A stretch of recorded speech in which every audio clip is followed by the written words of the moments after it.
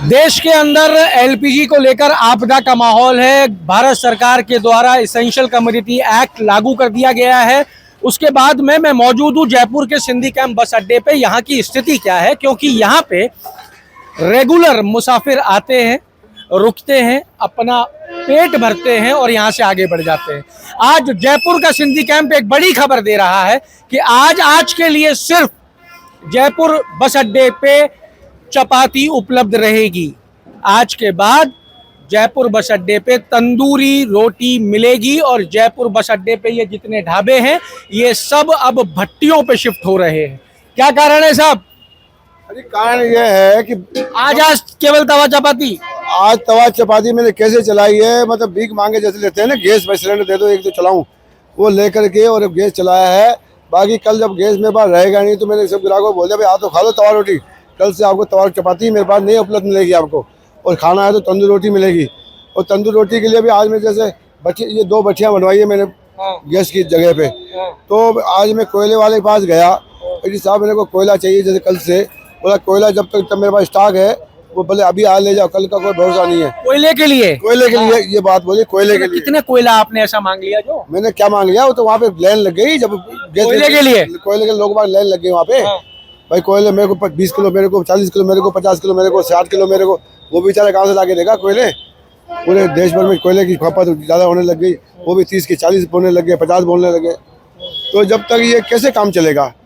और मेन जो यहाँ पे बस अड्डे पे जो टूरिस्ट आता है खाना खाने के लिए, टूरिस्ट आने के बाद रोज का कितना टूरिस्ट जो है वो जयपुर सिंधी कैंप बस अड्डे से आता जाता है? सिंधी बसें से भी तो क्या गवर्नमेंट को मालूम नहीं है कितना बसें ट्रैफिक आता है, कितनी बसें चलती है, कितनी प्राइवेट बसें चलती है, ये मालूम नहीं है उनको गवर्नमेंट को।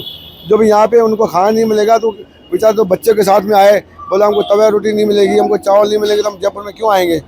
तो हालांकि जयपुर नहीं आएंगे तो और कहीं भी कहाँ जाएंगे, जब चीज़ सब जगह यहाँ नहीं मिलेगी तो और जगह कहाँ मिलेगी। ये किल्लत खत्म करें, गवर्नमेंट को बोलो किल्लत खत्म करो, नहीं तो ये हालत खराब हो जानी है। आपने रोटियों के लिए तो वैकल्पिक व्यवस्था कर ली है, आपने भी ये तंदूर की व्यवस्था। सब्जियां कैसे बनाओगे, दाल कैसे बनाओगे? सब्जी दाल बनाने के लिए मैंने ये 2 भट्टियाँ बनाई है। ये क्या क्या है? ये एक तो आपकी ये भट्टी होगी जिसपे आप सब्जी बनाओगे। सब्जी बनाऊंगा, इस पे सब्जी बनाऊंगा। ये दोनों ईंटों ये सरिये लगवाए हैं, उसके बाद ईंटें लगवाऊंगा, फिर बीच में कोयले डालूंगा, उसके बाद में जाके सब्जियां बनेगी मेरी। ये शाम को तक चालू होगा, शाम तक रेडी कर दोगे? कल तक चालू कर देंगे, क्योंकि कल गैस नहीं है। गैस है ही नहीं, तो जुगाड़ भी नहीं बैठ रहा है। अब क्या उनके भीख मांगते रहे, भाई 2 दे दो, 1 दे दो, 1 दे दो, 2 दे दो, क्या कब तक चलाएंगे हम। इसलिए भैया हमने थक गए, मैंने कहा भीख मांगे तो बढ़िया अपना जुगाड़ बनाओ। और कोयला आप ले आए हो प्रचुर मात्रा में? अभी कुछ नहीं लाए, अभी इसलिए बात करके आए, बोला जब तक हमारा होगा कोयला देंगे। लेकिन अब कोयला तो मेरे ख्याल में मिल जाना चाहिए, मिल जाएगा आगे चल के, ख्याल है कि मिल जाएगा। कोयला नहीं तो लकड़ी मिल जाएगी, कोयला मिल जाएगा, लकड़ी मिल जाएगी तो नीचे से घुसेड़ दूंगा लकड़ी को, सारी को क्या है। बस ये तरीका है, और कोई तरीका नहीं। सब कोयला जलेगा, इतने सारे ढाबे जब कोयला जलाएंगे, लकड़ी जलाएंगे तो प्रदूषण होगा। बिल्कुल प्रदूषण भी होगा, शॉर्टेज भी पड़ेगा। और उसके बाद में अगर हमारा काम नहीं होगा तो दुकान शटर बंद करके चले जाएंगे, बच्चों को बोलेंगे भैया पानी पी के काम चलाओ, और क्या करोगे। जो देश आज से 30 साल पहले था उसी टन में लेके जा रहे हैं देश को, जो पहले हमने छोड़ चुके हैं बच्चों को। सब लड़ाई चल रही है अंतर्राष्ट्रीय स्तर पे, गैस आ नहीं पा रही है, तो इसमें सरकारें क्या करें। ये बात तो सही है, सरकार क्या करेगी उसमें, लेकिन भाई बंदोबस्त तो करना पड़ेगा, कहीं से बंदोबस्त तो करना ही पड़ेगा ना। गैस हम तो बनाते नहीं, बाहर से आती है। बाहर से आती है, लेकिन हम कहाँ जाए, हम किसको रोएंगे, हम तो सरकार के पीछे रहेंगे। हम तो सरकार को बोलेंगे जो देश चलाती है।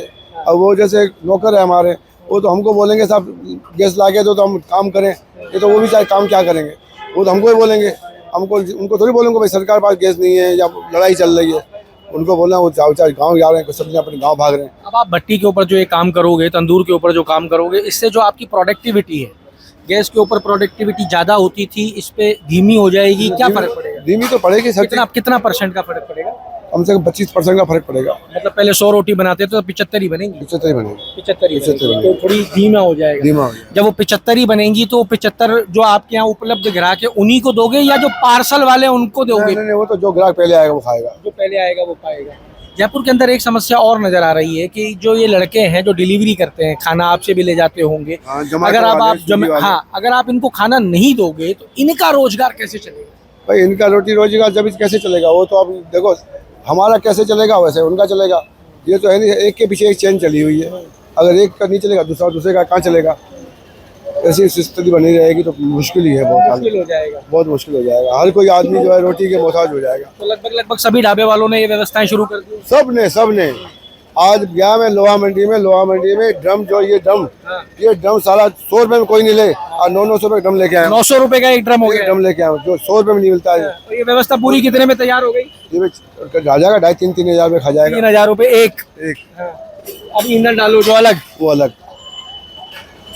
देखिए साहब, यहाँ पे एक बड़ी बात हुई है। बड़ी बात ये है कि चेन से चेन चलती है। देखिए, कोयले वाले ने ये कहा है कि कोयला आज उपलब्ध है, आज ले जाओ, कल आओगे तो कल भाव की बात करेंगे। है नहीं है ये भी तय होगा। क्योंकि आपको याद होगा कि अशोक गहलोत जब मुख्यमंत्री थे तो उस समय पे बिजली उत्पादन के लिए कोयले का संकट आया था, जिसकी वजह से हमें हमारे बिजली बनाने वाले संयंत्रों को बंद करना पड़ा था। तो कोयले की हमारे पास में क्या स्थिति है, लकड़ी की हमारे पास में क्या स्थिति है, गैस की शॉर्टेज जरूर है, पर ये बायफोल्ड होती जा रही है समस्या। कोयला अगर निरंतर रूप से आवश्यकता पड़ने लगी तो कोयला शॉर्ट ना हो जाए, लकड़ी शॉर्ट ना हो जाए, क्योंकि जयपुर के बाहर जितने भी ढाबे हैं उन सब ने ये वैकल्पिक व्यवस्था तैयार कर लिया। आप बाहर से आए हैं, कहीं से, कहाँ से आए हैं? मालपुरा से। अब यहाँ पे एक नई सिस्टम शुरू हो गया है, अब तवा चपाती नहीं मिलेगी, तंदूरी मिलेगी। अच्छा, ये तो बहुत बड़ी समस्या हो गई। गैस नहीं है ना, तो तवा कैसे, रोटी कैसे बनेगी? बहुत समस्या हो गई। हमारे वहाँ पर भी दिक्कत आ रही है। क्या स्थिति है वहाँ की? वहाँ के ढाबे वाले ढाबे बंद करने के लिए बोल रहे हैं, क्योंकि गैस नहीं है तो गैस नहीं है और तवा चपाती चलती है, लोग ये खाते नहीं है। तंदूरी चपाती रेगुलर नहीं खा सकता हर कोई, इसलिए बंद करने की कगार पे है।